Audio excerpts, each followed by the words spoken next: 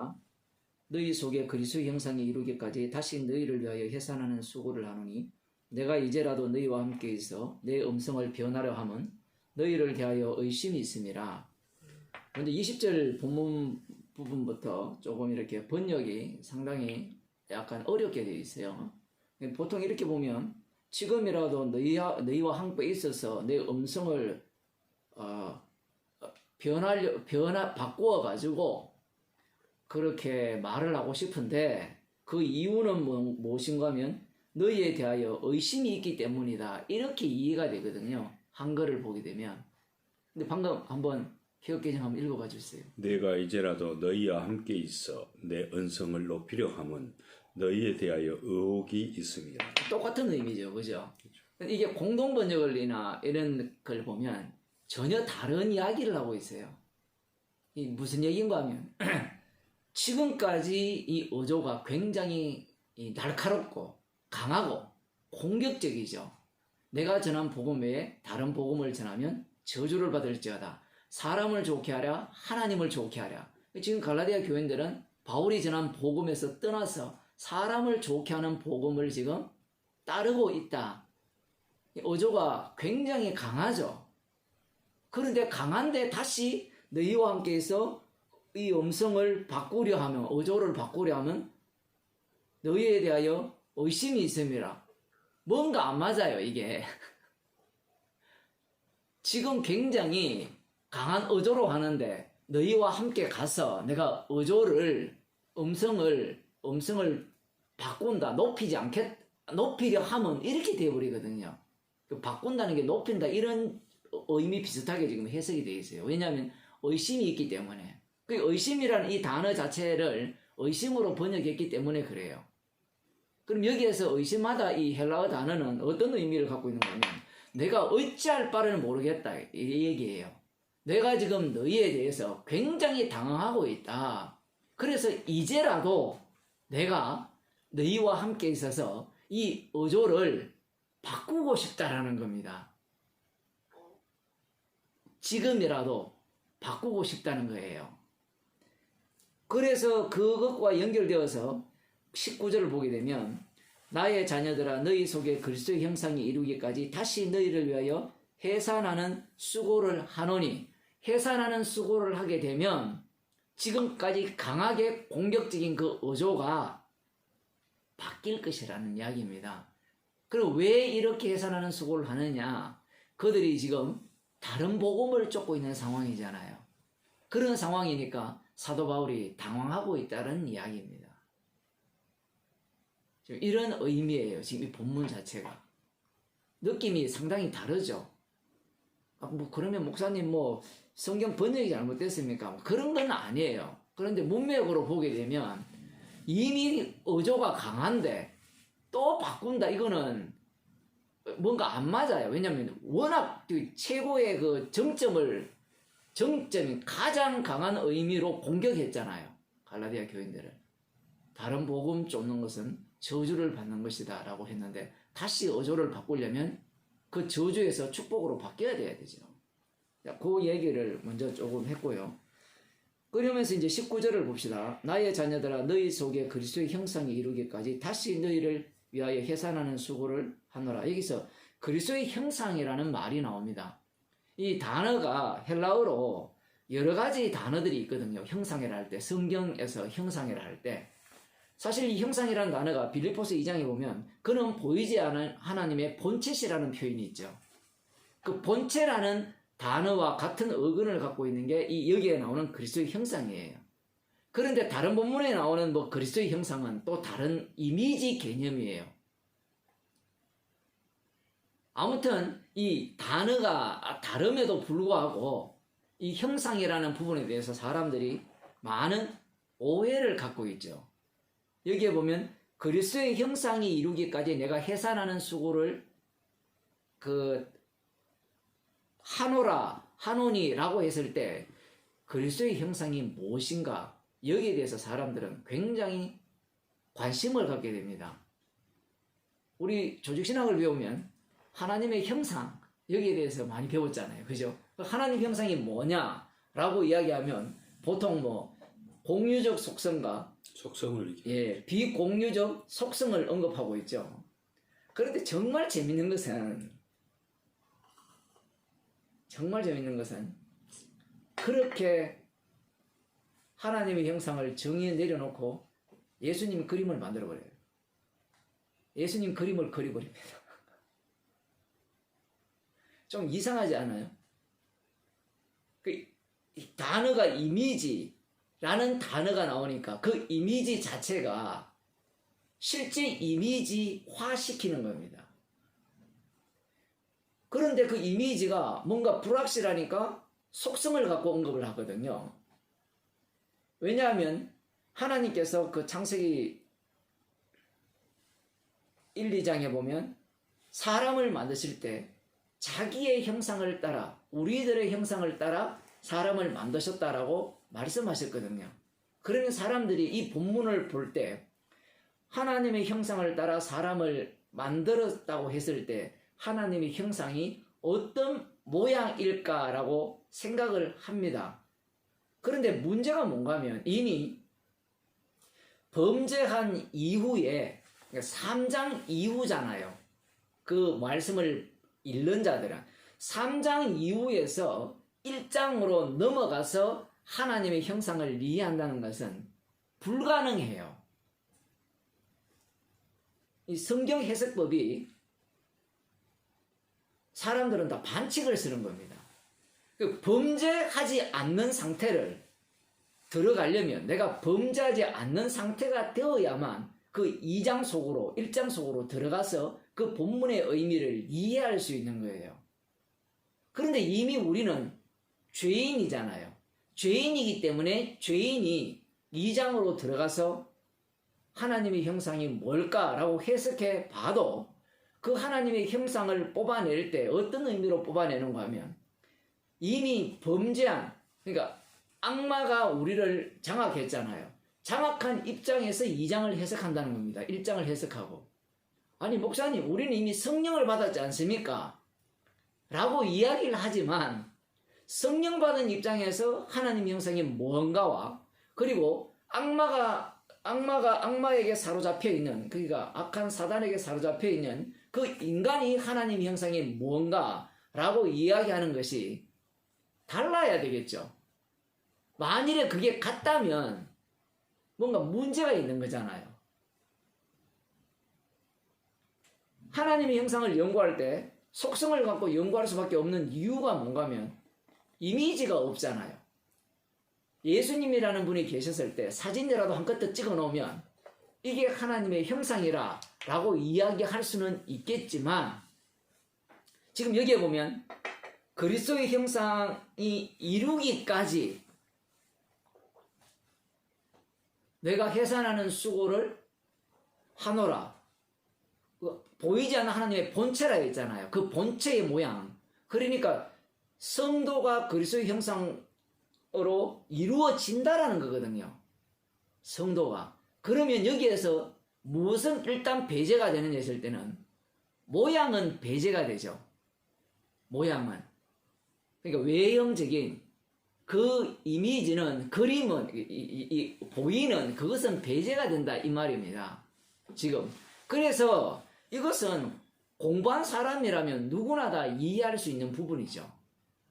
그러면 형상이 뭐냐라고 할 때는 이 인간들은, 범죄한 인간들은 하나님의 형상을 따라 사람을 지었기 때문에 하나님의 형상이라니까 하나님의 형상은, 형상이라는 그 요소 자체가 긍정적일까요? 부정적일까요? 하나님의 형상을 닮았다 했으니까 긍정적이죠. 이 부분에 대해서 우리가 고민을 해야 된다는 겁니다. 만일에 긍정적이 되어진다면 성도의 모습은 분명히 그리스도의 형상이 이루기까지 해산하는 수고를 한다 했잖아요, 사도 바울이. 그러면 성경 전체는, 성경 말씀은 성도들에게 그리스도의 형상이 이루기까지 해산하는 수고의 말씀이 되죠. 이 해산하는 수고의 말씀은 십자가 사건이잖아요. 십자가 사건의 반복이 주께서 보내주신 그 사도들이나 복음 전도자 증인을 통하여서 해산하는 수고를 하게 하여서 그리스도의 형상이 이루게 한다라는 거거든요. 그리스도의 형상을 이루게 한다는 게 이게 핵심 포인트잖아요. 만일에 그래서 방금 뭐 답변하셨다시피 말씀하셨다시피 그리스도의 형상이라 했을 때 그 형상이 긍정적이라면 인간은 어떤 모양으로 바뀌어야 되는가? 간단하죠. 어떤 모양일까요? 신적인 모양이어야 되겠죠.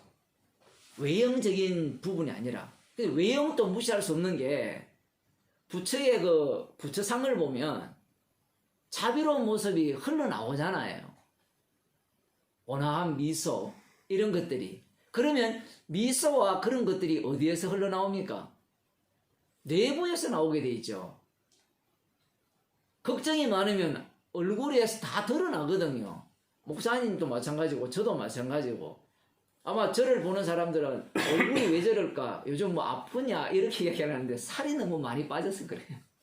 갑자기 한 3kg 이상이 빠져버리니까 얼굴이 이렇게 살이 빠지니까 사람이 이렇게 뭐랄까요? 안 좋아 보이는데.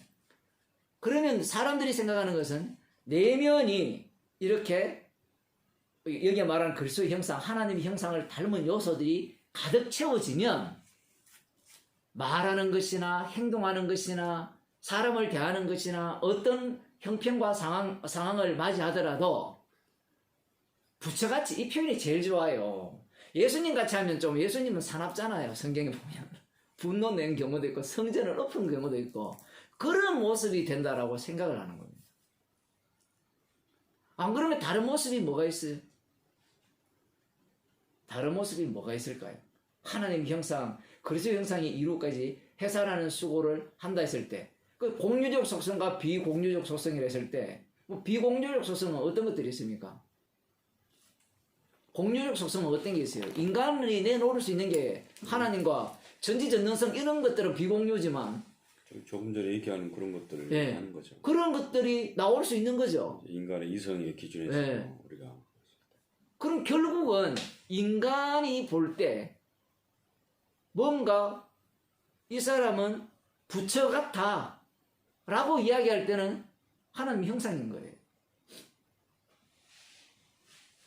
이게 재밌는 겁니다.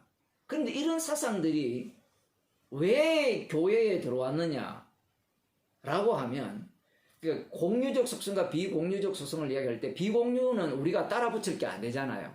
그럼 공유적 속성은 따라 붙을 수 있거든요. 그럼 공유적 속성 요소가 굉장히 많을 거 아닙니까? 예를 들면 요소가 많아요. 뭐 온유하고 뭐 사랑하고 어쩌고 이런 내용들이 있잖아요. 오래 참고 예를 들면 이런 내용들이 주님에게도 똑같이 있는 거잖아요. 하나님께도. 그러면 그 요소가 성경에서 다 찾아내면 무궁무진할 거 아닙니까? 예를 들면. 그러면 그 무궁무진한 요소들을 우리가 인간이 하나하나 이루어낼 때 어느 모습에 근접하게 돼요? 하나님의 형상의 모습에 근접하게 되죠. 근데 그것도 그러면 어디까지가 커트라인이냐? 그렇죠. 어느 정도 돼야 되고. 그러니까 문제가 뭔가 하면 하나님의 형상이라 했을 때 그래서 제가 말씀드린 게 악마에게 사로잡혀서 하나님의 형상을 규정하는 것과 성령이 왔을 때 하나님의 형상을 말하는 것이 다르다라는 얘기입니다. 완전히 지금 다르죠. 완전히 다르죠. 그 플라톤이라는 철학자가 있는데 이 철학자가 이데아와 그 현실계를 이야기를 했어요. 그러니까 이게 신의 영역이고 이것은 물질계, 인간의 영역이라는 겁니다. 플라톤이. 그런데 인간의 영역에서 신의 영역으로 넘어갈 수 있는 방법은 없다라는 겁니다. 단지 이것은 이 이데아의 그 뭐라 할까요? 모형이라 할까요? 그냥 하나의 실제 이데아 세계에 카메라가 있으면 여기 이 땅에서는 그 카메라에 그 이미테이션만 가득하다라는 겁니다. 표현을 하자면 뭐 그런 식으로 표현을 했어요. 그 다음 이제 플라톤 이후에 플로티누스라는 철학자가 있는데 이 사람은 이 땅과 하늘을 연결하는 이 연결 사다리를 만들었어요. 그래서 물질에서 영혼 네 단계를 거쳐요. 그래서 이데아가 있으면 그 다음 이제 신의 영역이죠. 물질, 그 다음 혼, 영혼인가 이 단계를 넘어요. 이 단계를 올라갈 수 있는 방식이 뭐냐? 선을 많이 행하면, 플라톤은 없다고 얘기했고, 많은 선을 행하면 인간이 물질에서 어디로까지 올라간다? 영의 세계, 신의 세계까지 도달할 수 있다라는 주장을 했습니다. 그 철학이 오고 난 뒤에 등장한 신학자가 어거스틴이에요. 그 어거스틴 같은 경우에도 똑같은 거죠. 점점 더 은혜로 구원을 얻는데 그건 부정하지 않습니다. 그런데 이 과정을 그대로 갖고 온 거예요. 어떻게 천국 갈 수 있는가? 제가 이야기하는 게 뭔가 하면요.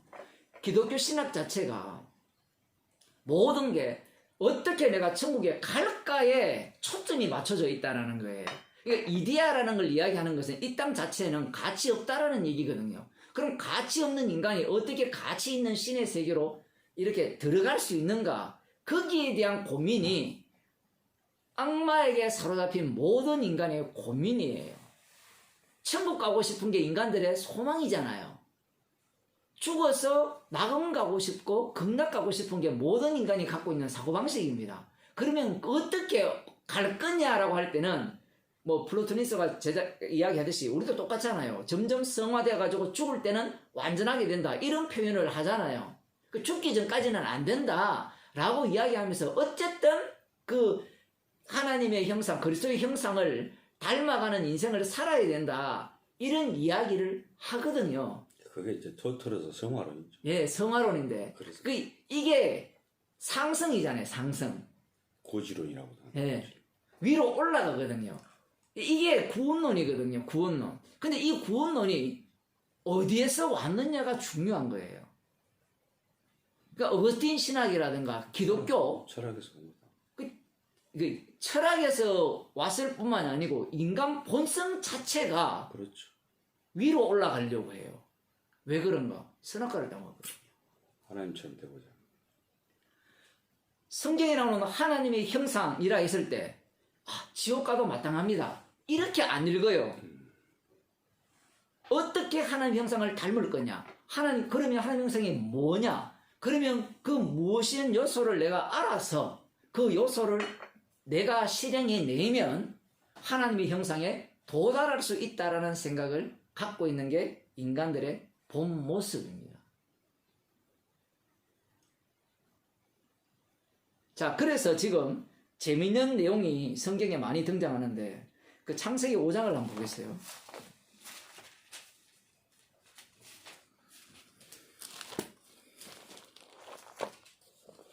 5장에 보면 두 가지 형상이 나옵니다. 아담 자손이 1절에 보면 아담 자손의 계보가 이러하니라. 하나님이 사람을 창조하실 때에 하나님의 형상대로 지으시되 남자와 여자를 창조하셨고 그들이 창조되던 날에 하나님이 그들에게 복을 주시고 그들의 이름을 사람이라 일컬으셨더라. 이렇게 되어 있거든요. 창조하실 때는 하나님 형상을 대로 사람을 남자와 여자로 창조했다 라고 말씀하셨어요. 근데 이게 계시거든요. 계시라는 것은 그리스도의 영을 받은 자가 기록한 거예요. 그리스도의 영을 받은 자가 기록하는데 계시라는 것은 그리스도의 영을 받은 자에게만 알려줍니다. 그걸 먼저 우리가 기억을 하고 있어야 돼요. 성경을 읽을 때. 요게 첫 번째 형상이고 두 번째가 뭔가 하면 3절에 보면 아담이 일복 30세에 자기 모양 곧 자기 형상과 같은 아들을 낳아 이름을 셋이라 하였고 하나님의 형상대로 사람을 지었고 아담의 형상대로 이제 셋을 낳는 거예요. 그러니까 아담의 형상대로는 언제부터인가 하면 선악과를 따먹은 이후예요. 에덴 동산에서 추방되고 난 이유입니다. 그래서 이 세상은 아담의 형상으로 가득 차 있네요 라고 우리는 창세기 5장 3절에 근거하여서 볼 수 있습니다. 그러면 하나님의 형상은 어디 있습니까? 라고 물으면 이 창세기 9장을 한번 봅시다. 창세기 9장 6절입니다. 여기에 보면 무릇 사람의 피를 흘리면 사람이 그 피를 흘릴 것이니 이는 하나님이 자기 형상대로 사람을 지었음이니라. 이렇게 나오거든요. 여기에 보면 앞부분에 짐승이면 그 짐승에게서 사람이나 사람의 형제면 그에게서 그의 생명을 찾으더라. 그러니까 짐승이 사람을 지금 죽이면 그 짐승을 죽일 것이고 사람이 사람을 죽이면 사람을 죽일 거라는 겁니다. 왜냐? 이 사람은 하나님의 형상대로 시험을 받았기 때문이라는 거예요. 그러면 여기에서 하나님의 형상이 누구란 말입니까? 물으면 사람으로 나오잖아요. 그런데 문제가 발생합니다. 그러면 하나님의 형상이 사람이라면 사람이 사람을 죽이면 됩니까? 안 됩니까? 안 되죠. 안 되죠. 그러면 이전에 노아 홍수 심판은 왜 이루어졌습니까? 그들이 6장에 보면 왜 6장 3절 보면 여호와께서 가라사대 나의 신이 영원히 사람과 함께하지 아니하려니 이는 그들이 육체가 됨이라. 그러니까 사람이 육체가 되었어요. 사람이 육체가 되었다는 말은 하나님의 형상이라는 말입니까? 아니라는 말입니까?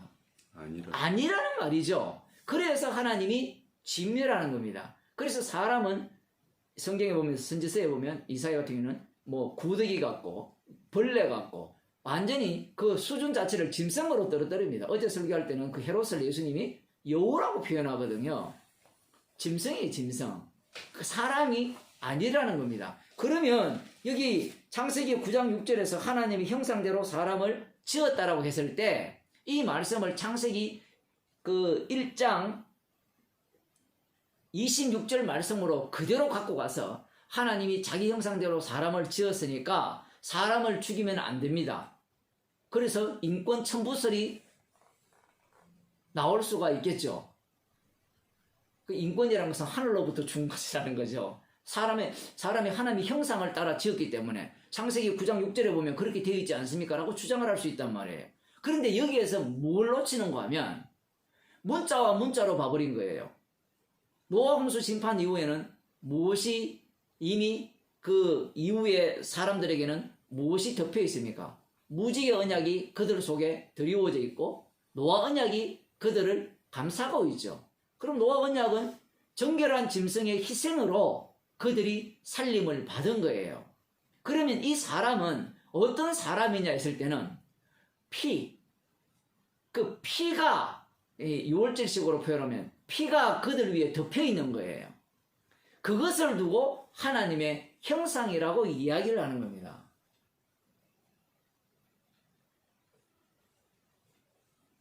그걸 빼버리고 사람을 죽이면 내가 그 사람에게서 그 피를 찾겠다라고 이렇게 말씀을 하시니까 사람들은 사람을 죽이면 안 된다. 추석들 그런 게 많거든요. 대부분이 그래요.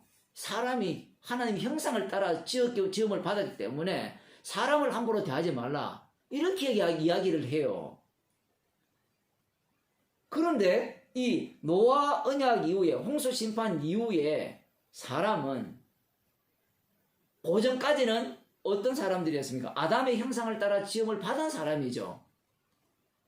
그럼 그 에녹은 어떻게 죽지 않고 주님과 동행하다가 하나님과 동행하다가 올라가느냐라고 할 때는 이 뒤에서 소급해 볼 때 알 수 있는 거예요. 그 에녹이 하나님과 동행하면서 죽지 않고 올라간 이유는 정결한 짐승의 피 때문이에요. 그걸 어떻게 단정합니까? 간단하죠. 예수님이 십자가의 피로 다 이루었잖아요. 그걸 조금 앞당겨야 거 아니야. 노아 홍수 사건으로 말할 게 아니고 아담이 범죄하고 난 다음에 양의 가죽으로 옷을 입힌 거기에서는 구체적으로 안 나타나죠. 피가 안 나타나죠. 가죽 옷만 나타나죠. 가죽 옷.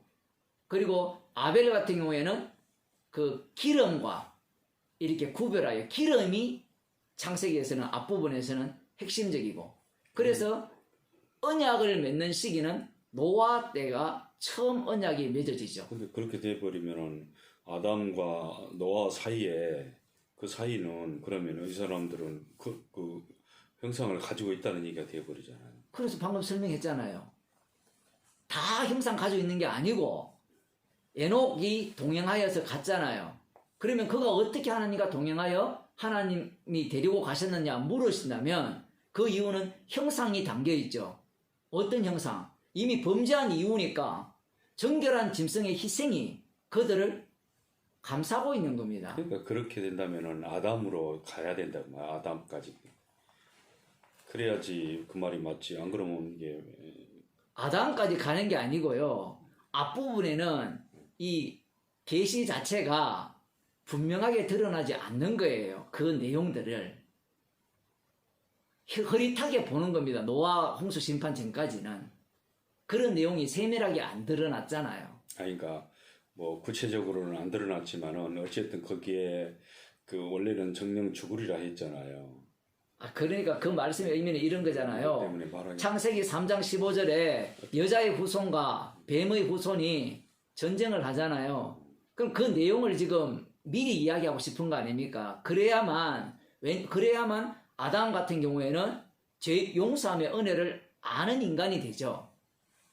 그 내용이 이제 역사라는 그 흐름 주님이 사용하거든요. 그 역사 속에 그 하나님의 약속을 집어넣잖아요. 집어넣게 되면 그 역사의 흐름 속에 그 약속이 조금씩 점점점 분명하게 드러나게 되는 겁니다. 그 분명하게 드러나는 시점이 노아 홍수 심판 곳에서 가장 이제 1차적으로는 가장 명료하게 드러나요. 그 입장에서 방금 말씀하신 대로 해석하면 돼요. 그렇게 들어가야 되는 겁니다. 그래서 지금 여기서 하나님의 형상이라 얘기했을 때 그러면 이제 질문을 하면 그럼 그 사이에 에녹은 어떻게 구원받았습니까? 라는 질문에 대한 답변을 제가 말씀을 드리는 거예요. 질문에 대한 답변.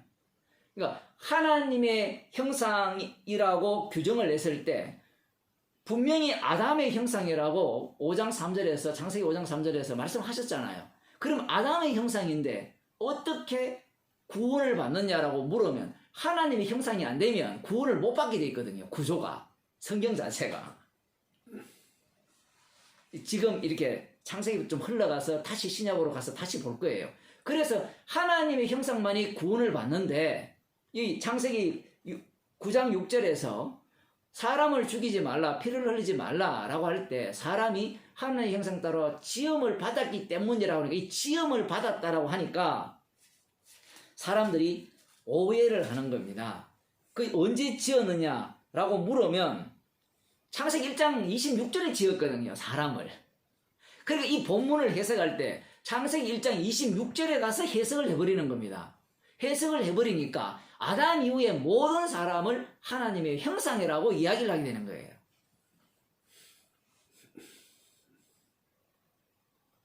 이해되시죠? 그래서 지금 여기에서 하나님의 형상대로 지었다라고 했을 때는 노아 홍수 심판으로 정결한 짐승이죠. 그게 새롭게 만든 거예요. 쉽게 말하면. 그런 의미로서 지었다라고 이해를 해야 되지 이 본문을 갖고 창세기 1장 26절로 와서 하나님 형상대로 지었으니까 아담의 형상은 없고 모두가 다 하나님의 형상이야. 누구든지 죽이면 안 돼. 이렇게 흘러가면 안 된다는 얘기입니다. 그러면 반대로 그럼 1장 26절에 나오는 하나님의 형상은 어떤 의미입니까? 라고 물으면 이 창세기 9장 6절을 갖고 해석을 해야 되는 거예요. 상상해서 될 문제가 아니라는 얘기입니다. 이해되시죠? 창세기 9장 6절을 갖고 1장 26절을 해석을 해야 돼요. 그런데 사람들은 창세기 9장 6절을 1장 26절을 갖고 해석을 해버리죠. 그렇게 되니까 어떤 식의 해석이 되는가 하면 사람은 다 하나님 형상을 따라 지음을 받았어 라고 이야기를 하는 거예요. 그럼 사람은 귀한 거예요. 사람을 죽이면 안 돼요. 그런데 하나님이 노홍수로 다 사람을 멸했잖아요. 그러면 이상하잖아요. 그 다음 더 중요한 것은 이후에 이스라엘 백성들이 어떻게 합니까? 가나안 땅에 들어갈 때 그들을 진멸합니다. 그러면 하나님 형상대로 지원받았는데 진멸하면 안 되죠. 거기에 대한 피해 보수를 자기들이 다 담당해야 되죠. 그래서 하나님의 형상을 창세기 1장 26절을 해석할 때는 형상이 뭘까를 그쪽 가서 성경을 1번이 거기에 있으니까 인간의 논리는 시간적으로 해석을 하니까 1번이 가장 먼저 1장 26절에 나오니까 그 형상이 뭘까라고 하면서 이제 2장, 3장, 4장을 쭉 연구하면서 형상이라는 것을 뽑아내기 시작하는 거예요. 결론은 나와 있잖아요. 예수 그리스도가 하나님의 형상이라는 것은 누구나 다 한 이야기잖아요. 그런데 예수 그리스도가 하나님의 형상이 됐을 때 또 예수 그리스도가 하나님의 형상이 됐을 때 사람들은 그 형상이라는 그 내용을 어떤 식으로 이해하느냐 했을 때는 방금 설명한 식으로 또 이해를 하는 거예요. 그래서 노아 언약에서 9장 6절에서 말하는 하나님의 형상대로 지었기 때문에 죽이지 말라라고 이야기했을 때 그 하나님의 형상은 뭐냐라고 하면 용서하심의 은혜를 몸에 담은 거예요. 용서하심의 은혜를. 이것은 단순히 죽이지 말라, 피 흘리지 말라, 이것은 최종적인 상태에서는 피가 흘려지거든요. 죽이게 되어 있습니다. 누가 죽이느냐 할 때는 이 창세기 9장 여기 후반부에서는 뭐가 나옵니까? 아담이 술에 취하여서 벌거벗고 이렇게 누워있을 때 자식들이 함은 그것을 비웃고 조롱하고 셈과 야벳은 겉옷을 갖고 덮어줬잖아요. 단순히 살인한다, 죽인다 이런 의미 정도가 아니에요. 그럴 때 술에서 깨서 노아가 함의 아들 가나안을 저주하잖아요. 아들을 저주한다는 것은 아버지를 저주하는 건데 그 저주가 어떤 저주예요? 그냥 단순히 이 땅에서 못 먹고 산다? 잘 먹고 잘 살아요. 이스마엘도 잘 먹고 잘 살고 에서도 잘 살거든요. 그러면 그 저주가 어떤 저주냐 얘기예요. 정령 죽으리라는 그 죽음에 대한 저주예요. 물론 그 당시에는 죽는 것이 저주지만 이미 우리는 이 저주라는 의미를 알고 있잖아요. 그러니 하나님의 형상에 대한 공격이죠. 노아에 대한 조롱은. 그럼 노아가 무엇이 하나님의 형상이냐? 우리가 따져 들어가 봅시다. 무엇이 하나님의 형상이에요? 술 먹고 술 취해서 벌거벗고 누워있는 게 하나님의 형상이라는 거예요. 납득이 안 되죠. 이렇게 이야기하면 또 그러면 우리 술 먹고 벌거벗고 누워있으면 됩니까? 이렇게 나오는데 이것은 성령 없는 자들이 하는 소리고 노아가 농사를 지어서 포도로 농사를 지어서 술을 빚었겠죠. 술을 빚어서 마셔서 벌러덩 누워있는 자체가 하나님의 형상이라는 거예요. 왜? 그에게는 뭐가 덮여있다? 정결한 짐승에 피가 덮여있다. 이러면 이제 번쩍 떠오르죠. 예수님이 죄인을 찾기 위해서 왔잖아요. 의인을 부르러 온 것이 아니라 죄인을 부르러 오셨잖아요. 하나님의 형상이라는 것은 우리가 생각하는 방식의 형상이 아니라는 겁니다. 그래서 함이 아버지를 비웃고 조롱, 그게 뭐가 나쁘냐라고 했을 때는 그렇게 표출해내는 자체가 함에게는 무엇이 없다라는 거예요. 하나님의 형상이 없다라는 겁니다. 그러면 우리 질문을 해야 되죠. 그러면 방주에서 구원을 받았으면 이미 하나님의 형상이 있는 게 아닙니까? 구원 받아놓고 왜 저주를 내립니까? 라는 질문을 해야 되잖아요. 방주로 구원했으면 하나님의 형상이 있기 때문에 구원이잖아요. 여기에서 인간들이 또 자기의 본성을 발휘하는 거예요. 구원은 구원을 위한 구원이 아니에요. 구원이 어떻게 이루어졌는가를 보여주기 위한 구원이에요. 그래서 방주로 인하여서 살림을 받은 자들이 둘로 쪼개지는 겁니다. 어떻게? 정결한 짐승의 희생의 피 공로를 모르는 자는 저주받아 마땅함을 보여주기 위한 방주를 통한 구원이에요. 이게 왜 어려운가 하면 인간은 제가 늘 말씀드린 것 같이 자기 구원 중심으로 성경을 봐요. 하나님을 볼 때 언제나 구원 중심이에요. 근데 이게 그냥 창세기만 있는 것이 아니라 이 방주 사건에만 있는 것이 아니라 예수님이 오셨을 때 똑같이 반복되거든요. 예수님이 제자들을 불렀죠.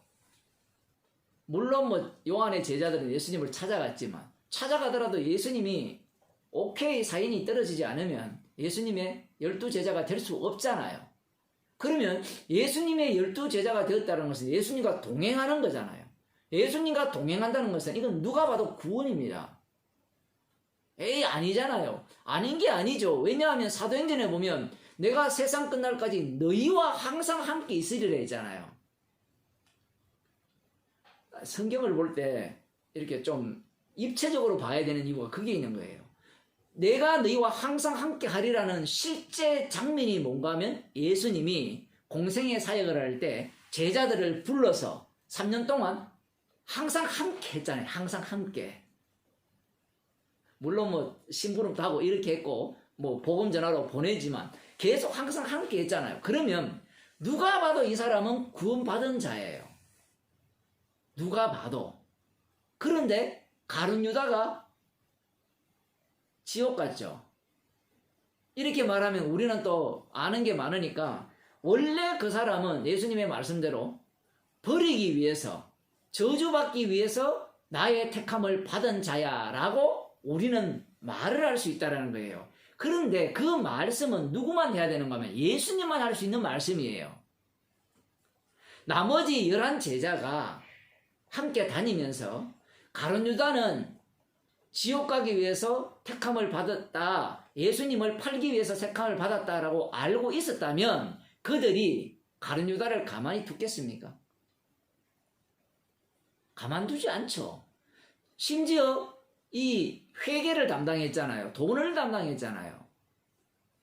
돈을 담당하는 것은 여러분이 잘 아시다시피 옛날이나 지금이나 신뢰할 만한 사람에게 돈을 이렇게 맡겨요.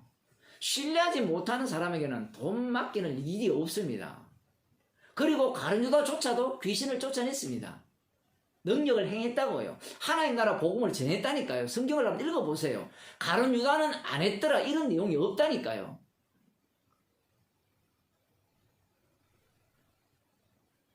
구원론 중심으로 성경을 보게 되면 하나도 안 맞아요. 이 앞뒤가. 이 노아 방주는 분명히 그게 구원이거든요. 방주에 들어가면 구원 맞잖아요. 구원인데 뒤에 들어가면 그 구원이 구원 속에서 탈락하는 자가 만들어지더라는 거예요. 그러니까 이 방주 사건도 이야기할 때 두 가지로 이야기하는 거예요. 방주 안에 들어가야만 구원받습니다 라는 이야기를 할 수 있어요. 설교 시간에. 그 말이 틀린 게 아니에요. 복음 맞아요. 그리고 방주 안에 들어가서 홍수 심판으로부터 구원을 받았는데 그 정결한 짐승의 희생의 피를 모르는 자는 어떻다? 저주받는다라는 말도 맞는 거예요. 앞뒤가 서로 안 맞죠. 인간은 여기에서 당황하는 거예요. 왜? 한 번 구원은 영원한 구원. 하나님이 우리를 구원했다면 그 주권의 능력으로 끝까지 구원할 거라 예정론도 성경에 나오니까 그런 식으로 성경을 봐버리거든요. 그것은 주님 쪽에서 해석을 해야 되고 주님 쪽에서 하시는 말씀인데 우리는 우리 쪽에서 왜? 내 구원이 급하거든요. 나는 내 구원이 안 급해요 라고 이야기하는 사람 없습니다. 저를 비롯하여 모든 인간들은 자기 구원에 급해요. 그러니 주님의 말씀을 자꾸 내 입장에서 내가 해석을 하고 내가 이해를 해버리거든요. 그러다 보니까 설교가 안 맞으니까 억지로 끼워 맞추는 거예요. 억지로. 방주 안에 집어넣을 때 이 장자 함은 지옥 보내기 위해서 어떻게? 방주에 넣어서. 그러면 또 말이 안 되잖아요. 앞뒤가 안 맞잖아요. 저들은 육체가 되고 노아는 은혜를 입었잖아요. 그 노아는 은혜를 입었다는 말은 노아 속에 누가 들어갔어요? 함도 포함되잖아요. 성경에 처음부터 홍수에 그 방주에 집어넣을 때 노아야 네 장자 있지? 앞으로 네가 술 먹고 네가 벌러덩 옷 벗고 누워있을 때 이 함이 너에게 조롱을 할 거다. 아버지를 비웃을 거다. 아이고 은혜를 받았고 의인이라는 당대의 의인인 자가 의인이라는 사람이 저렇게 술 먹고 누워있더라. 이렇게 손가락질하면서 자기 동생에게 얼러리 끌러리 할 거라. 그래서 네가 술에서 깨서 저주할 거야. 라고 뭔가 지시를 받았어요. 그런 내용이 없어요. 그런 내용이 없단 말입니다.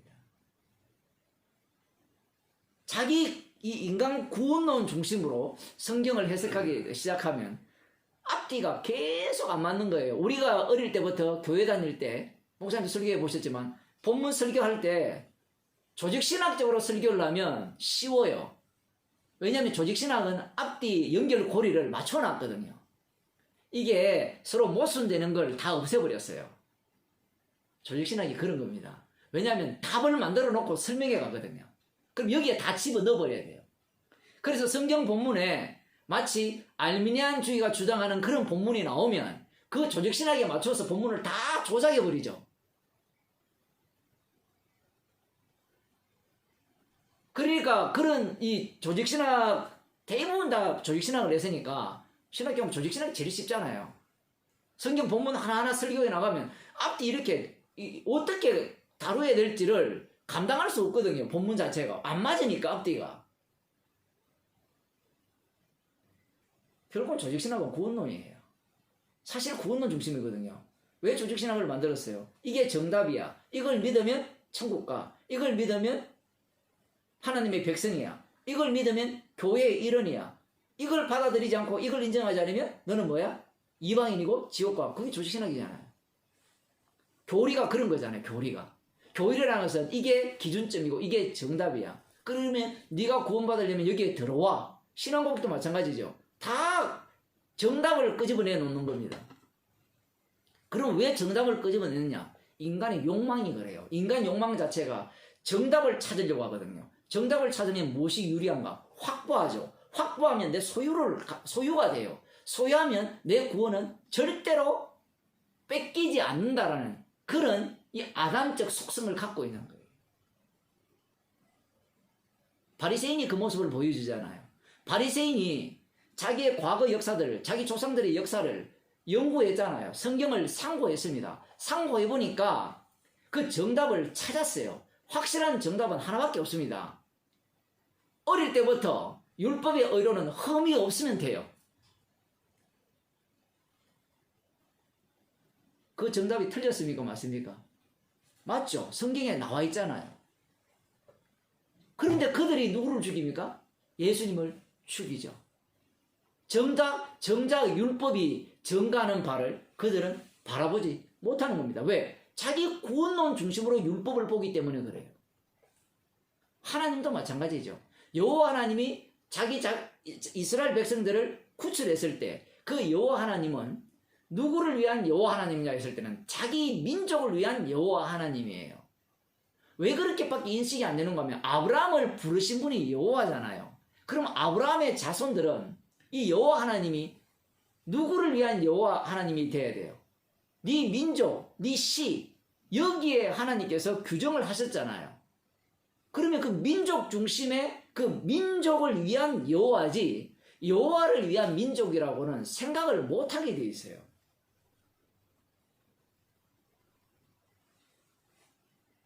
그래서 예수님 당시에 유대인들은 이 구약 성경을 보면서 어제 우리 이사야 봤죠? 거기에 보면 하나님을 뭐라 합니까? 우리 아버지라 하죠.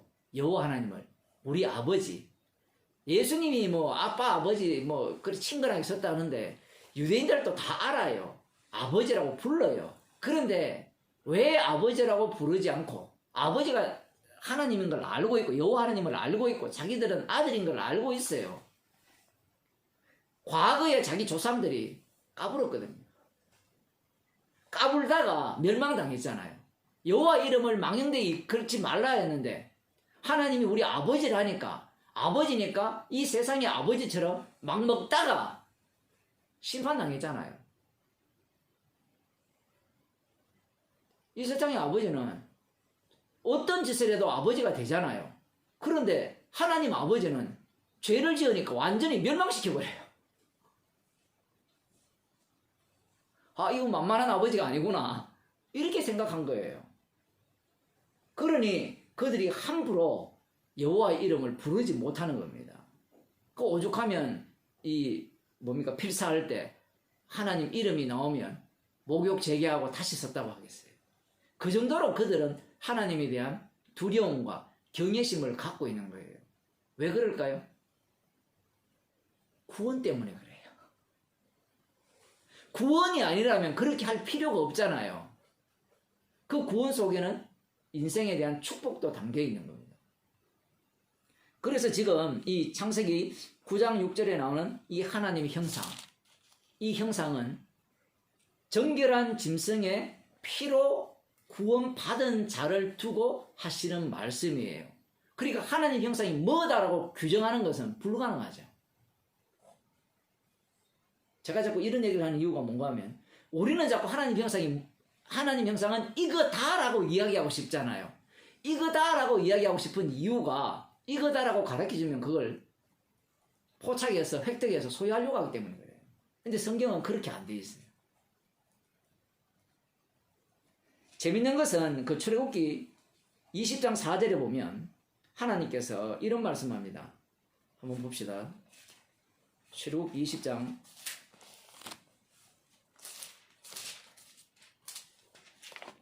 4절에 보면 너를 위하여 새긴 우상을 만들지 말고 또 위로 하늘에 있는 것이나 아래로 땅에 있는 것이나 땅 아래 물속에 있는 것의 아무 형상이든지 만들지 말라 이렇게 되어 있거든요.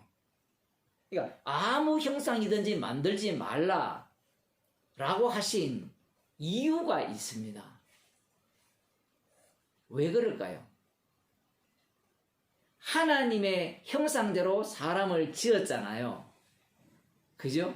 그러면 사람들은 최종적으로 하나님의 형상을 뭘로 보는가 하면 사람으로 봐요. 그게 부처상이거든요. 신들이 대부분 다 사람이죠. 사람 이전에는 어떤 형상들이 이렇게 우상이 되었느냐 하면 동물들이잖아요. 동물들이고 하늘이고 하늘은 뭔가 형상화 못 시키잖아요. 여기에서 형상을 만들지 말라라고 했을 때 왜 이런 말씀을 하셨을까를 우리들이 생각을 해야 되는 겁니다.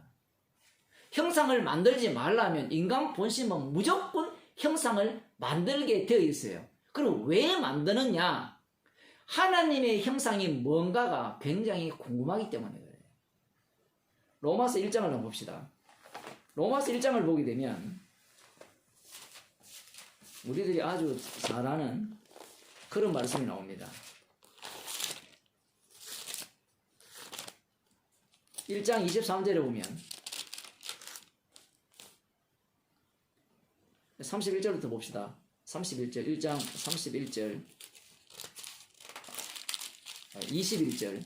하나님을 알되 하나님으로 영화롭게도 하지 아니하며 감사치도 아니하고 오히려 그 생각이 허망해지며 미련한 마음이 어두워졌나니 이렇게 되어 있거든요. 여기서 보면 하나님을 안다라는 내용이 나오거든요. 그러면 하나님을 안다라고 하니까 이걸 갖고 모든 사람들은 하나님을 안다 이렇게 또 주장하는 사람들이 있어요.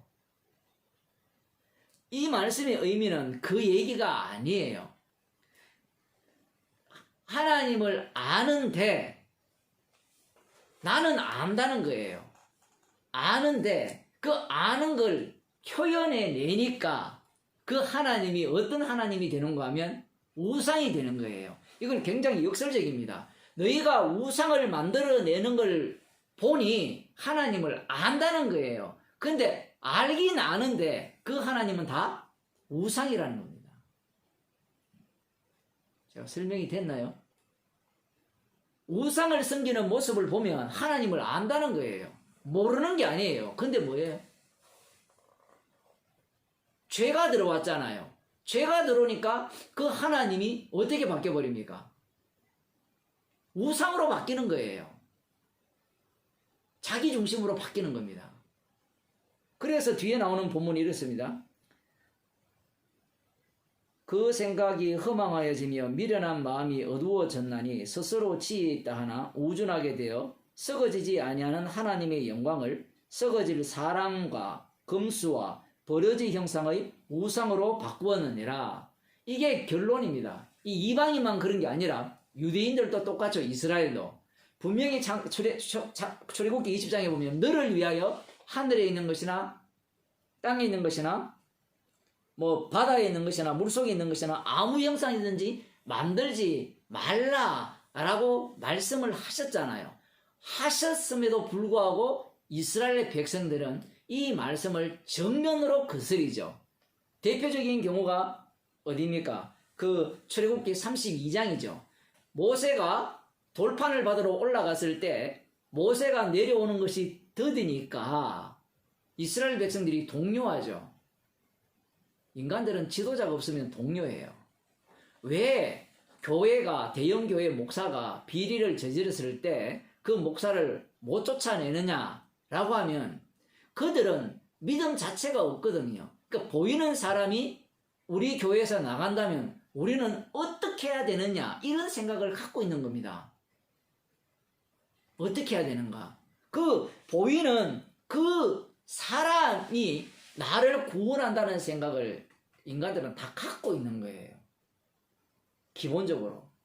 여기에서 너를 위하여 만들지 말라고라고 말씀하셨다는 말씀은 주님은 이미 너희들 마음속에 무엇이 담겨 있는가를 안다는 겁니다. 무엇이 담겨 있는가 하면 너를 위하여 형상을 만들 것이라는 것을 담고 있는 거예요. 벌써.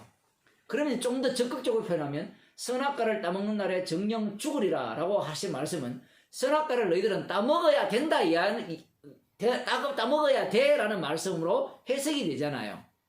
선악과를 따먹었기 때문에 똑같은 이야기입니다. 만들지 말라면 너희는 이렇게 만들어야 돼. 그래야 하나님의 형상다움이 드러나는 거예요. 우리는 이 말씀을 보면 나를 위하여 형상을 안 만드는 것이 하나님 형상답다라고 생각하잖아요. 율법을 지키는 것이 형상답다고 생각하잖아요. 그런데 주님은 정반대로 보는 겁니다. 왜냐하면 이 출애굽기 20장은 이미 애굽에서 유월절 어린 양의 피로 구원받은 상태에서 주어진 말씀이거든요. 그러면 간단하죠. 이 십계명을 준 이유는 어린 양의 피를 삶 전역에 곳곳에서 발생시키게 하기 위한 조치예요. 쥐례입니다. 쥐례. 지금 우리 쪽에서 해석하는 겁니다. 그 당시에는 모르죠. 왜냐하면 이들은 지금 아직까지 구약에 속해 있기 때문에. 그래서 성경을 해석할 때 어려운 거예요. 갔다 왔다 해야 되기 때문에. 그 유대인들 입장에서는 모르죠. 지금 이 당시에. 자, 어쨌든 지금 이렇게 너를 위하여 하늘에 있는 것이나 땅에 있는 것이나 물속에 있는 어떤 형상이도 만들지 말라 했을 때 모세가 안 보이죠. 모세가 안 보이니까 지금 광야잖아요. 어디로 가야 될지 모르잖아요. 물론 약속의 땅은 알고 있지만 어떻게 지금까지 모세가 그들을 인도했죠. 모세의 지팡이가 홍해를 가르고 어쨌든 샘물도 주고 만나도 내리게 하고 물론 저들이 원망을 했지만 그러니까 지금 불안한 겁니다. 불안할 때 마음속으로 더 우러나오는 게 뭐냐 하면 우리를 인도한 신을 만들라는 거예요. 지금 하나님을 압니까 모릅니까? 알잖아요. 출애굽했잖아요. 여호와 하나님이 인도하셨잖아요. 하나님을 압니다. 모르는 게 아니에요. 여호와 하나님께서 자기들을 어떻게 인도하셨는가를 목격을 했어요. 그 하나님을 믿는다니까요. 믿는데 모세라는 지도자가 없으니까 우리를 인도한 신을 만들라는 거예요. 우리 같으면 지도자를 아론을 세우면 되잖아요. 그죠?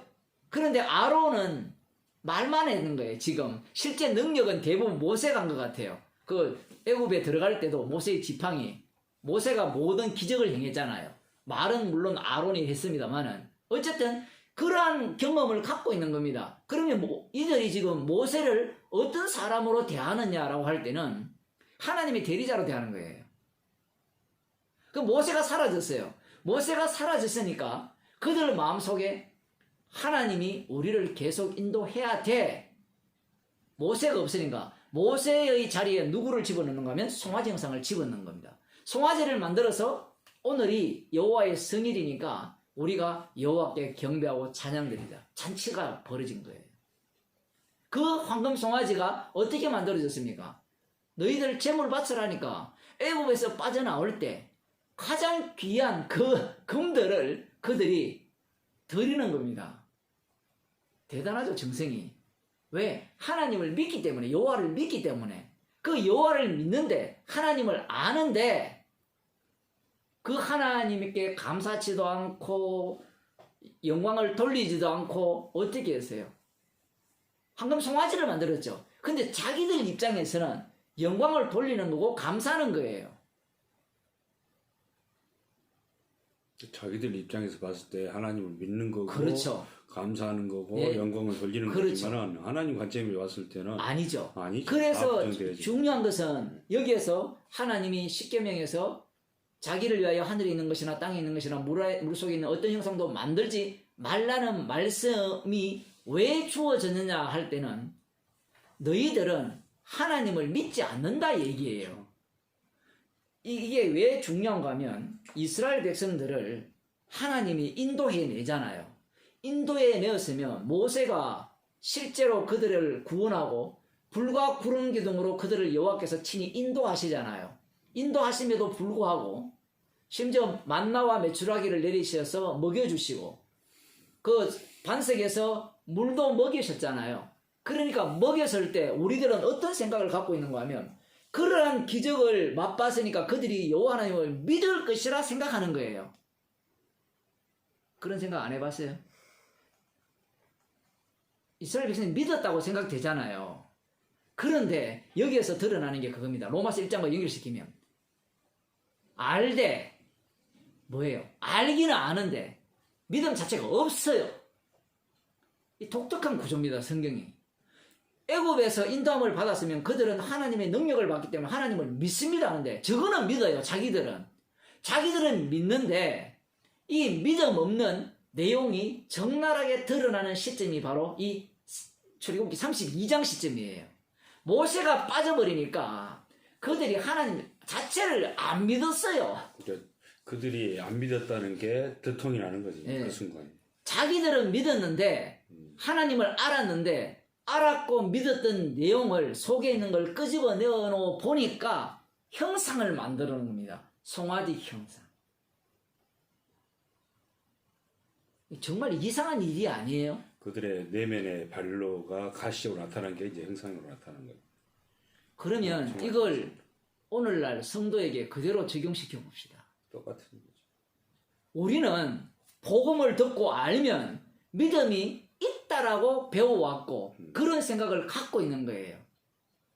진리를 들으면 복음을 안다 생각하잖아요. 십자가의 피가 우리를 구원한다 했을 때 그걸 안다라고 생각하거든요. 먼저 기존 신학을 한번 봅시다. 기존 신학은 진리의 체계를 가르칩니다. 이게 진리요, 이게 생명이요, 이게 길입니다. 예수님이 길이요, 진리요, 생명입니다. 주의 이름을 부르면 구원을 얻습니다. 십자가의 피가 우리의 죄를 대속했습니다. 십자가 용서함의 은혜를 입은 자들은 천국 백성입니다. 우리가 하나님 백성답게 살아가야 됩니다. 라고 이야기할 때 모든 것은 무엇을 바탕으로 합니까? 기본적으로 예수 믿는 것을 바탕으로 하죠. 그러니 교회에 가면 이미 예수 믿는 자고 그 다음부터는 믿음 있는 자로서 살아간다라는 게 기존 신학의 핵심입니다.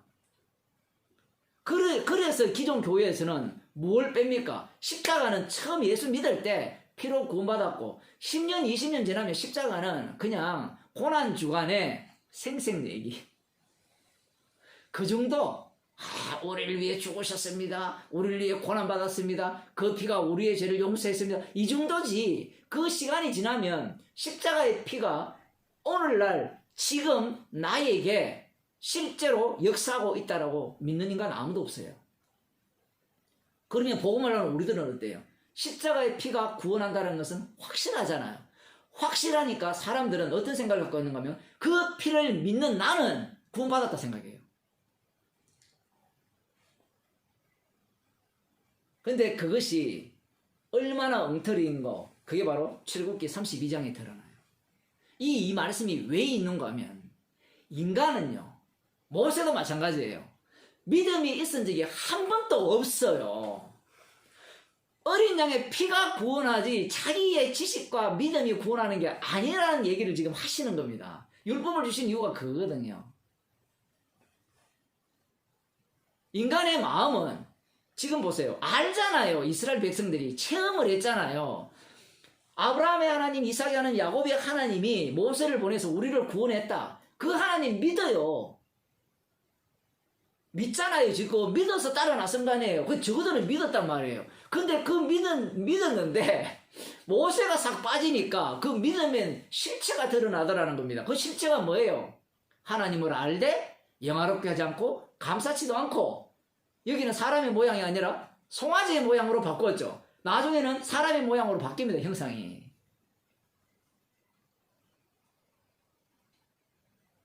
그런 식으로 드러나는 거예요. 성도는 믿음 없는 자가 성도예요.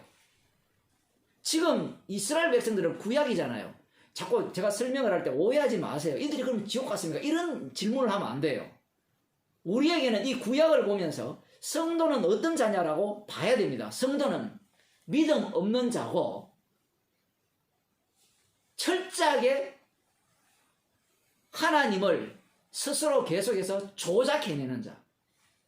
안다고 하면서 끄집어내보면 다 우상 숭배자. 그런 자가 주님의 피로 용서함을 받았다는, 그게 용서함을 받았기 때문에 그 용서함 받은 내용물을 담고 있는 자가 성도라는 거예요.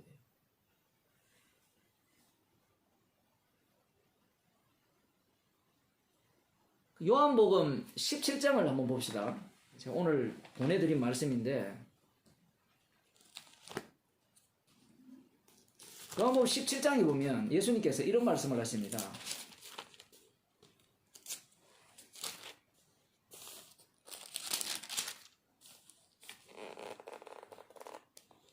13절에 지금 내가 아버지께로 가오니 내가 세상에서 이 말을 하옵는 것은 저희로 내 기쁨을 저희 안에 충만히 가지게 하려 함이니이다. 이렇게 나오거든요. 여기에 보면 우리 또 한글 성경이 애매하게 되어 있어요. 세상에서 이 말을 하옵는 것은 이게 뭔가 하면 세상에서 내가 아버지께 기도하는 이유는 이 얘기예요. 이게 해석이 번역이 조금 애매하게 되어 있어가지고 뭐 여러분 다 아시겠지만 이렇게 세상에서 기도하는 이유는 저희로, 이 저희가 누군가 하면 제자들이죠. 지금 여기에서는 쫓겨난 제자들이고 11 제자고 실제적으로는 그 제자들이 이스라엘을 대표하니까 주님의 피로 만드신 주의 백성들입니다. 그 백성들은 불특정 다수예요. 이게 특징되어진 게 아니에요. 그래서 저희로 내 기쁨을 저희 안에 충만히 가지게 하려 합니다. 예수님의 기쁨을 충만히 가지게 하기 위해서 예수님이 지금 기도하는 겁니다. 그럼 예수님의 기쁨이 뭘까요? 예수님의 기쁨은 한 가지밖에 없습니다. 아버지의 뜻을 이루는 거예요. 그것이 왜 기쁨이 되느냐? 예수님께서 세례 요한으로부터 물세례 받고 올라올 때 하늘이 열리고 비둘기, 성령이 비둘기같이 예수님 위에 임했죠. 그러면서 하늘에서 소리가 났죠. 이는 내 사랑하는 아들이요 내 기뻐하는 자라.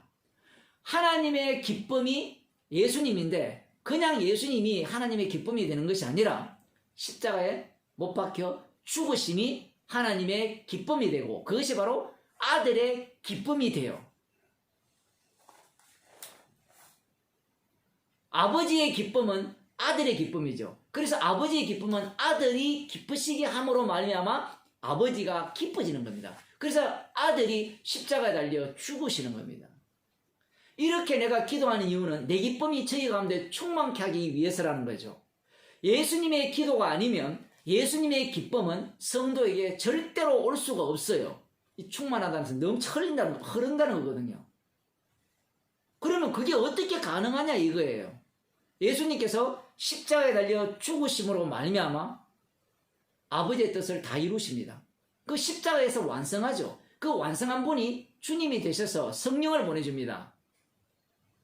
지금 예수님의 기도는 그냥 기도가 아니죠. 내 기도했으니까 너희 기쁨이 있어라 이 얘기가 아니잖아요. 지금 기도하면 제자들이 기뻐야 될 거 아니에요. 옆에 있는 제자들 십자가 안 지더라도 그 얘기가 아니고 예수님이 기도하시는 것은 자기가 십자가에 달려 죽으시겠다는 겁니다. 그 죽으심의 그 기쁨, 그 기쁨이 제자들, 자기 백성 가운데 충만케 하기를 바라기 위해서 기도한다는 거예요. 그러면 예수님의 기도는 십자가에 의해서 이루어지죠. 그게 성령 강림 사건이잖아요. 성령이 오니까 기뻐지는 겁니다. 성령이 오니까 기뻐진다고 했을 때 그 기쁨이라는 것이 예수님의 기쁨이 되어야 되지, 성령 오니까 와 기쁘다, 기분 좋다, 행복하다, 이 얘기가 아니에요. 사도 바울이 이런 이야기를 하거든요. 고린도 전서입니까? 거기서 보면 후서입니까? 내가 근심하는 자 같으나 기뻐한다 해요. 내가 슬픈 자 같으나 기쁘다 하거든요. 누가 봐도 슬퍼요, 저 사람이. 막 기쁘니까 헤헤 이렇게 다녔다고 생각하지 마세요. 슬퍼하는 자예요, 누가 봐도. 그런데 말씀 속에서는 자기가 어떤 장면이면 기뻐하는 자라는 겁니다. 왜? 복음 때문에 지금 슬퍼하고 복음 때문에 지금 고난당하고 환난당하는 거거든요. 그 자체가 뭐예요? 주님의 기쁨에 동참한 현장인 거예요. 이 얘기를 한 이유가 예수님이 평안을 준다 했거든요. 요한복음 14장에서 끝부분에서. 내가 주는 평안은 세상이 주는 평안과 다르다 했어요. 세상이 주는 평안은 뭐예요? 얼굴이 온화하고 확 이렇게 될 거라 생각하잖아요. 그럼 돌에 맞을 때 웃었을까요? 물론 천사의 얼굴같이 됐다 하는데 죽을 때. 그러면 사도 바울이 고난당한다 이런 얘기 안 하잖아요. 환난 자체가. 환난이 안 될 거 아니에요. 하나도 안 아파야 될 거 아니에요. 그런 게 아닙니다. 그 자체 속에서 뭐예요? 기쁨이 충만한 거예요. 지금 예수님의 기도는, 자, 조금 이렇게 건너뛰었는데, 예수님이 지금 기도하시잖아요. 기도한 이유는 내 기쁨이 저희 가운데 충만케 하려 함이라 했을 때 십자가에서 그 기쁨을 주죠. 그러면 이 기도가 한 번으로 끝납니까, 지금? 세상에서? 세상에서 이렇게 기도하는 이유는 내 기쁨이 저들 가운데 충만케 하려 함이라 했으면 이걸로 끝나야 되잖아요. 근데 히브리서 7장을 한번 봅시다. 로마서 7장, 8장에도 나오지만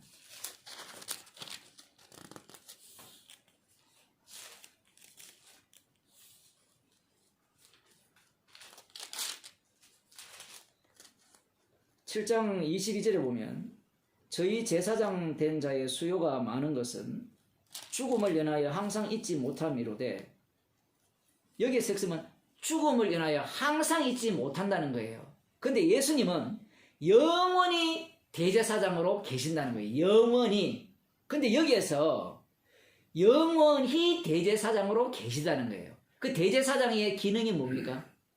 자기의 죽음을 통한 구원이에요. 그게 어디에 나옵니까? 라고 물으면 도피성 그것을 말씀하실 때 가장 명료하게 드러나요. 이스라엘 백성 가운데 부지 중에 사람을 죽였습니다. 부지 중에 사람을 죽였을 때 빨리 도피성으로 피하라고 합니다. 만일에 머뭇머뭇거리다가 그 피의 보수자, 형제나 혈족이, 친구가 그를 죽인다면 내가 보호하지 않겠다라고 합니다. 그리고 만일에 때가 되지 않아서, 그 때가 언젠가 하면 대제사장이 죽기 전까지는 그 도피성에서 절대로 나올 수 없다는 거예요. 만일에 임의로 나와서 그 피해 보수자가 죽인다면 그건 책임 못 진다는 겁니다. 대신에 언제 도피성에서 나올 수 있는가 하면 대제사장이 죽으면 도피성에서 나온다는 거예요. 대제사장이 1년에 한 차례씩 그 지성소에 들어가서 제물을 드리잖아요. 그 희생 제물이 궁극적으로 누구냐? 자기 자신이라는 겁니다. 그걸 보여주는 게 도피성 이야기입니다. 도피성이 굉장히 중요해요. 왜냐하면 직접적으로 대제사장이 죽어서 죄가 용서된다는 내용이 없거든요. 다른 부분에서는. 제사 드린다는 것은 있는데, 그리고 예수님이 대제사장으로서 영원히 계신다는 겁니다. 그 죄가 용서되려면 대제사장이 어떻게 돼야 되죠? 우리는 제사 지내면 된다 생각하잖아요. 도피성에 의하면 제사장이 죽어야 돼요. 달리 말하면 십자가 사건이 계속 반복된다는 겁니다. 지금 그걸 말씀하는 거예요. 그래서 이렇게 말씀합니다. 그러므로 자기를 힘입어 하나님께 나아가는 자들을 온전히 구원하실 수 있으니 이는 그가 항상 살아서 저희를 위하여 간구하십니다.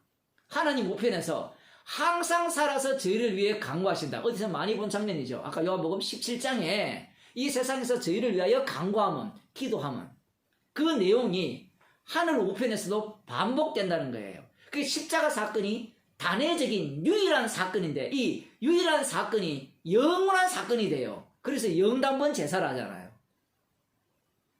그렇게 되는 이유가 뭐냐? 아까 출애굽기 32장 할 때 제가 말씀드렸죠. 모세가 가서 그들을 구원했지만 유월절 어린 양의 피로 그들이 구원받았지만 계속해서 유월절 어린 양의 피가 그들을 구원하지 그들의 믿음, 그들의 신앙이 구원하는 게 아니라는 얘기입니다. 지금 여기 히브리서에서 뭐라고 얘기하는가 하면 3장이니까 4장에 보면 너희들이 광야에서 이스라엘 백성들이 강팍했던 것 같이 강팍해 하지 말라라고 이야기를 하니까 사람들이 이 본문을 어떻게 이해하는가 하면 그래 저들은 불순종해서 그래 우리는 강팍해 하지 말아야지 이렇게 나오는 거예요. 그런데 그들의 강팍이 뭔가 하면 불순종인데 그 불순종의 핵심이 뭐예요?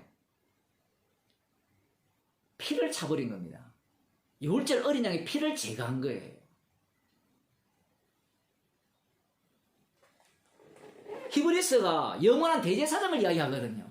영원한 대제사장을 얘기하면서 동시에 너희들도 그 대제사장 속에 합류하라는 얘기거든요. 우리도 영문 밖으로 나아가자 합니다. 같이 죽자는 얘기를 하는 거거든요. 지금. 그러니까 동일하잖아요. 내 기쁨이 저희 가운데 충만케 하려 함이라. 그 기쁨이 뭐예요? 십자가에 달려 죽는 기쁨이죠. 그 기쁨이 성령이 오게 되니까 십자가의 증인으로서 오늘 갈라디아서 4장에 나왔죠. 내가 너희를 위하여 해산하는 수고를 다시 한다 하잖아요. 그게 기쁨이에요. 누구에게? 바울에게. 나 이거 기뻐요 해가지고 해산하는 수고를 하겠다 이 얘기가 아니라 해석을 좀 달리 해야 돼요. 그 모습 자체를 주님은 너희의 기쁨이라고 말씀하시는 거예요. 그것이 차후적으로 본인도 알죠. 이게 기쁨이라는 걸. 이게 바로 주님의 기쁨에 충만한 거죠. 왜? 자기가 해산하는 수고를 하면 어조를 바꿔도 되잖아요. 자기가 지금 당황하고 있는데 복음을 전했는데 이들이 다른 복음을 쫓았잖아요. 그래서 다른 복음을 쫓는 자들에게 자기가 다시 십자가 사건이 자기 몸에서 반복되죠. 지난번에도 말씀드렸죠. 복음은 십자가 사건, 그러니까 자기 희생이 없이는 절대 전파될 수 없는 게 복음이에요. 말만 한다고 해서 복음이 전파되는 게 아니에요. 반드시 해산하는 수고, 십자가 사건을 예수님 홀로 담당하는 것이 아니라 자기 백성이 똑같이 그걸 몸에 담고 복음을 전해요. 그게 예수 그리스도의 기쁨이 충만한 모습이에요. 기도하고 복음 전하는 모든 내용이 거기에 담겨 있어요. 사도행전을 보세요. 가만히 앉아서 전하는 게 없어요. 그래서 지금 갈라디아서를 다시 보게 되면 이렇게 나오잖아요. 나의 자녀들아 너희 속에 그리스도 형상이 이루기까지 다시 너희를 위하여 해산하는 수고를 하느라. 해산하는 수고라는 것은 죽음의 고통이잖아요. 달리 말하면 십자가의 고통을 하는 거예요. 당하는 겁니다. 그러니까 얼마나 마음이 답답하고 곤란하고 당황스럽겠어요. 우리 같으면 뭐 지옥 갈 자는 지옥 가고 천국 갈 자는 천국 가겠지 이런 생각을 갖거든요. 예정론이 너무 잘 돼 있어가 주권론이 너무 잘 돼 있어가 그런 게 아니에요. 주님의 기도가 이루어지는 자리가 성도의 자리거든요. 그러면 성도는 주님의 그 기쁨이 충만한 모습으로 복음을 전하죠. 그러면 복음을 듣다가 다른 길로 가면 얼마나 안타깝고 해산하는 수고를 하는 그 지금 바울의 이 심정 너무나 당황스럽고 곤란한 거예요. 주권을 믿는 사람들은 이 마음을 몰라요. 반대로 기존 교회 사람들은 교인이 하나 와야 교인 수가 늘어나야 헌금이 오고 헌금이 와야 내가 먹고 사니까 그것 때문에 안타까워하지만 바울의 입장은 그거 아니죠. 주님의 기도가 바울 속에 이루어져서 해산하는 수고를 하면서 그들 위해 안타까워하고 눈물을 흘리고 애타하고 그게 해산하는 수고를 하는 겁니다. 그냥 때가 돼가지고 설교만 해가지고 저 사람들이 뭐 듣겠지 이런 모습이 아니에요. 예수님이 그렇게 우리를 구원했습니까? 그렇게 구원할 것 같으면 육으로 오실 이유가 없죠. 고난받을 이유가 없잖아요. 차라리 가연설처럼 그게 더 맞죠. 실제로 육신을 입고 오셔서 제자들과 함께 먹고 잡수시고 십자가에 고난 받으시고 죽으셨어요. 그 죽음이 자기 백성을 구원했듯이 동일하게 성령을 자기 백성에 줘가지고 자기 백성 가운데 그 주님의 고난을 반복시킵니다. 반복시켜서 복음을 전하게 하는 거예요. 자, 이제 그리스도의 형상 이야기하고 마칩시다. 그리스도의 형상이 이루기까지 다시 너희를 위하여 해산하는 수고를 하노라 라고 했잖아요. 여기에서 이미 그리스도의 형상이 나왔어요. 어떤 게 그리스도의 형상입니까? 사도 바울의 모습이 그리스도의 형상이에요. 지금 이 율법을 앞부분에서 무슨 이야기를 했는가 하면 사람을 좋게 하랴 하나님을 좋게 하랴 사람을 좋게 하면 내가 그리스도의 종이 아니리라. 여기 보면 10절에 보면 하나님께 좋게 하랴 사람들에게 기쁨을 구하랴 내가 지금까지 사람의 기쁨을 구하는 것이었다면 그리스도의 종이 아니니라 이렇게 되어 있거든요. 그리고 지금 이 사람의 기쁨은 뭐냐라고 할 때는 인간들이 열심을 냅니다. 열심을 낼 때 자기가 열심 낸 것이 효과를 볼 때 그것이 기쁘거든요. 그런데 십자가 복음은 너의 모든 열심도 뭐가 돼요? 십자가의 원수가 되죠. 어떤 열심도 십자가 앞에는 죄가 돼요. 지금 갈라디아 교인들이 왜 이 날과 달과 절기를 지키는 것에 대해서 혹했느냐라고 하면 무엇으로 갔어요? 다른 뭐 예, 다른 복음인데 그 다른 복음을 창세기 9장 이야기하면 함처럼 돼버렸죠. 아유, 십자가 복음 안다는 인간이 뻘거벗고 술 이렇게 가득 잡수시고 저게 무슨 모범이 돼? 그렇게 살면 안 돼. 자, 우리 술 먹지 말자. 우리 이제 어떻게 해야 돼? 술 취하지 말고 성경에 또 나오거든요. 뒤에 보면 착하게 살아야 돼. 착하게 살 뿐만 아니라 이 당시에는 아직 신약 성경이 없으니까 어떻게 해야 돼요? 구약 성경에 나오는 하나님이 명하신 그 말씀대로 우리가 살아야 돼. 그걸 이야기한 거예요. 그걸 이야기하는 이유가 뭔가 하면 여기에 보면 그들이 열심내게 하는 것은 자기를 대하여 열심내게 하는 거잖아요. 이 표현이 그들, 가르치는 자들을 예를 들었지만 실제로 너희들도 지금 열심을 내고 있지 않느냐. 그 열심을 내는 것이 뭐냐라고 할 때는 너희를 위하여 열심 내는 것이라 이 얘기예요. 지금 사도 바울이 열심 내는 것은 누구를 위한 거예요? 십자가를 위한 열심이죠. 십자가, 왜냐면 뒤에 보면 십자가 외에는 자랑할 것이 없다라고 하거든요. 그 십자가를 전가하기 위한 열심을 낸다면 내가 기꺼이 박수치겠다라는 거예요. 그런데 이들은 자기를 위한 열심을 내는 거예요. 자기를 위한 열심이라는 것은 이런 거죠. 아, 너 예수 믿고 훌륭한 사람이 되었네? 괜찮은 인간이 되었네? 훌륭하다, 대단하다. 그런 것들에 대한 열심인 거예요. 잠깐만요. 제가 이제 잊어버릴까 봐서 질문을 먼저 던져볼게요.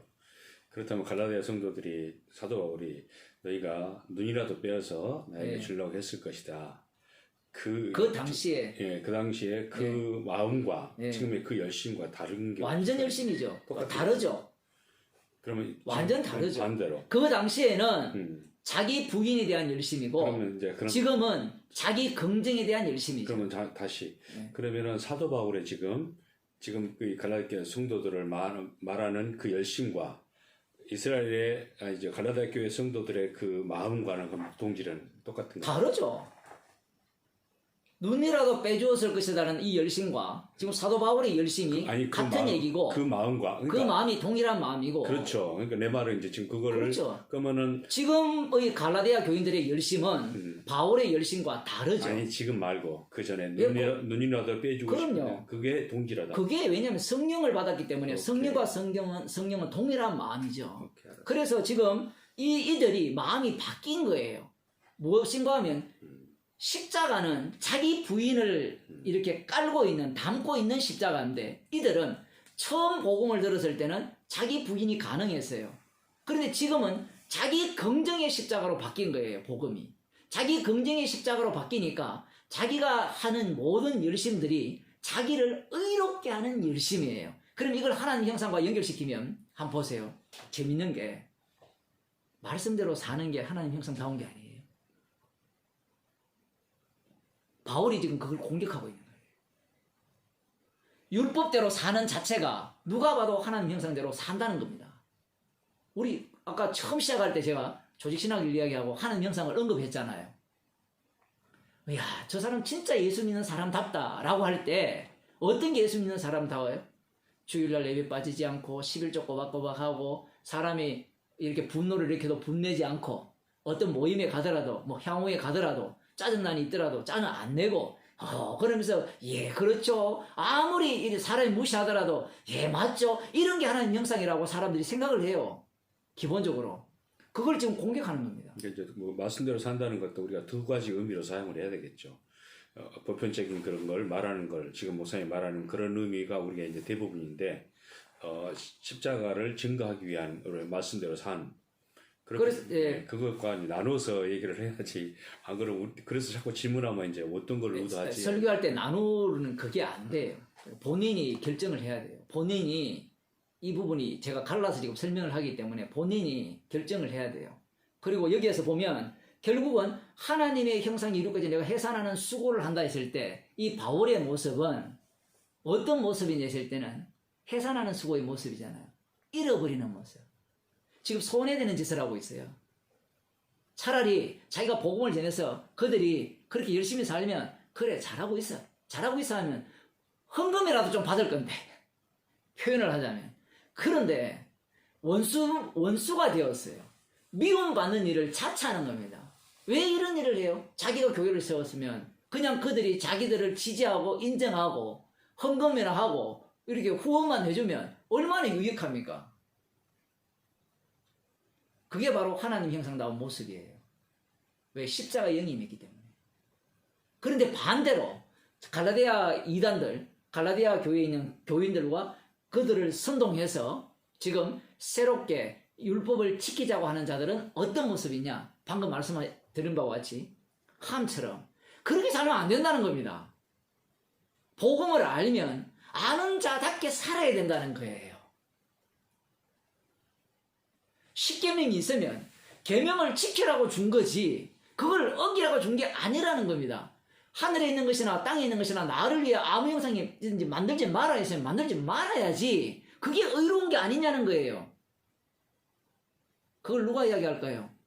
예수님 당시에 유대인들이 이야기를 하는 겁니다. 왜? 출애굽기 32장이 있기 때문에. 32장에서 형상을 만들었잖아요. 자기를 위해서. 그러니 예수님 당시에는 자기를 위해서 형상을 안 만들어요. 대신에 형상을 안 만들고 자기를 위해서 여호와 하나님을 섬기죠.